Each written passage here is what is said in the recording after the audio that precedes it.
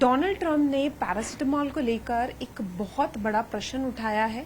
दरअसल ऑटिज्म के इलाज को लेकर ये रिसर्च काफी समय से की जा रही है और पैरासिटामोल को प्रेगनेंसी में घातक बताया है और ऑटिज्म और पैरासिटामोल का एक कनेक्शन बताया है। सीधा बातचीत करेंगे सीनियर पीडियाट्रिशियन रवि मलिक से। सर, आपसे सबसे पहले सवाल यही होगा, क्या पैरासिटामोल का या ऑटिज्म का कोई कनेक्शन है? क्योंकि बहुत बड़ा सवाल है। आमतौर पर डोलो पैरासिटामोल इंडिया में ली जाती है। ये इतना बड़ा प्रश्न जो उठाया गया है, इसको किस तरीके से देख रहे हैं? देखिए, सबसे पहली बात तो यह है, जितनी भी वर्ल्ड की ऑर्गेनाइजेशंस हैं, गायनी एंड ऑब्स ऑर्गेनाइजेशंस हैं, उन्होंने अभी तक ये नहीं कहा है कि आप पैरासिटामोल को लेना बंद कर दें। पहली चीज। दूसरी चीज, paracetamol still remains the safest drug for pregnant women.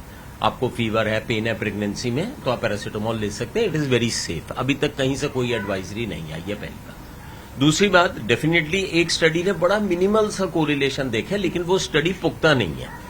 उसके अंदर बहुत सारे फैक्टर्स हैं जिनको कंसिडर किया जाना था, लेकिन वो प्रॉपरली कंसिडर नहीं हुए हैं। So it is a matter of research. आगे भी स्टडीज होंगी, लेकिन आज की तारीख में जो पैरासिटामोल की सिचुएशन ये है कि it is the safest drug in pregnancy.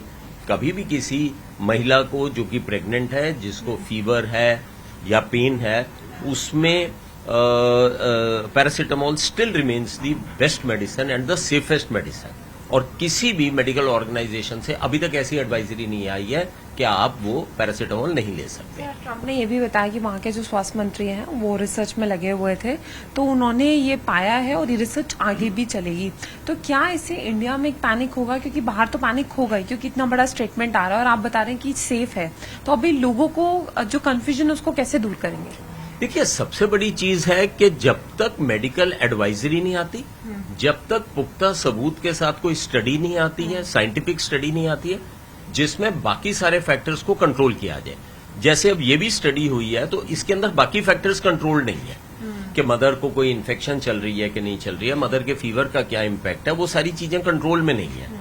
सिर्फ पैरासिटामोल को कंट्रोल में लेने के बाद में जब स्टडीज आएंगी और अगर उनके अंदर कोई चीज आती है तो फिर एडवाइजरी जारी होगी। तो जब तक मेडिकल बॉडीज कोई एडवाइजरी जारी नहीं कर रही हैं, इस तरह की स्टडीज तो बहुत सारी होती रहती हैं, लेकिन जब तक मेडिकल ऑर्गेनाइजेशंस की एडवाइजरी नहीं आती है, कहीं पैनिक की जरूरत नहीं है। और मैं दोबारा से बताना चाहूंगा, paracetamol still is the safest choice for pregnant mothers till today, as per with all the medical bodies. COVID के बाद से हमने देखा है कि ऑटिज्म के मामले जो हैं वो लगातार बढ़ते जा रहे हैं। बच्चों में आमतौर पर ऑटिज्म देखने को मिल रहा है।